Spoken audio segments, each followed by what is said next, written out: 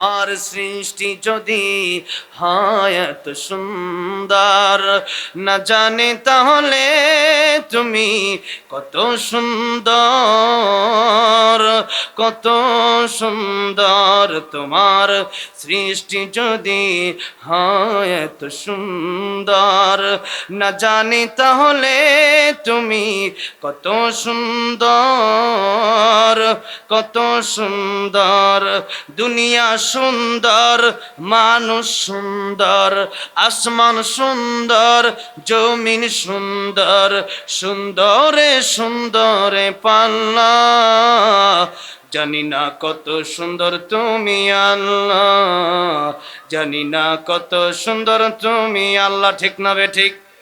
আমার সাথে বলেন, দুনিয়া সুন্দর, মানুষ সুন্দর, আসমান সুন্দর, জমিন সুন্দর, সুন্দরে সুন্দরে পাল্লা।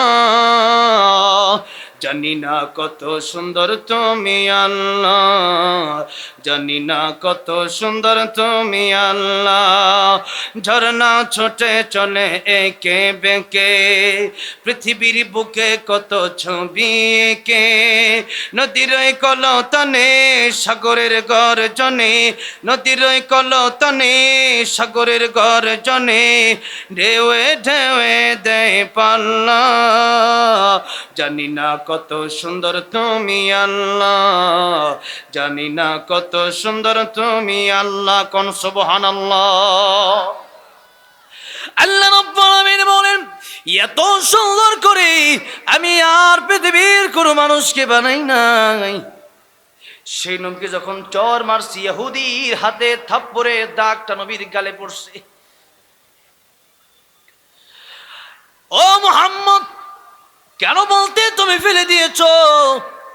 আল্লাহর নবী ডাক দিয়া কয়, ইহুদি রে, যে কয়েক বালতি পানি উঠাইছে এইটার খেজুর দিয়া দাও, আমি আর পানি উঠাবো না। আল্লাহর নবীকে খেজুর দিয়ে দিল, আল্লাহর নবী চলে যায়, কিন্তু ইহুদি পিছন থেকে গালি দেয়, কয় যে এমন একজন লোক কর্মচারী রাখলে আমার বালতিটা ফালাই দিছি। কি তার বালতির দামটা? বালতি এটা যে কুয়ার ভিতরে পড়লো, এটা কি আমার নবীর দোষ নাকি রশি দুর্বল? জোরে কোন, আমার নবীর দোষ নাকি রশি দুর্বল? রশি দুর্বল। আল্লাহ বিশ্ব নবী রাহমাতুল্লিল আমিন যেই মাত্র শুনলেন ইহুদি আবার গালি দেয়, আল্লাহর নবী কুয়ার সামনে দাঁড়াইলেন। ও কুয়া, আমি তো শুধু মানুষের জন্য রহমত নই, আমি তো শুধু জিনের জন্য রহমত নয়, আমি তো পশু পাখির জন্য রহমত, গাছপালার জন্য রহমত, সাগরের জন্য রহমত, নদীর জন্য রহমত, তুই কুয়ার জন্য রহমত। ও কুয়ারে, তুই কি পারস না তোর পানি জোয়ার উঠায় দিতে? আল্লাহু আকবার। পানির জোয়ার উঠে গেছে, পানির জোয়ার যেই মাত্র উঠছে এমনি পানি কুয়ার উপরে উঠছে, নিচের বালতি আল্লাহর নবীর হাতে ধরা দিয়ে দিয়েছে।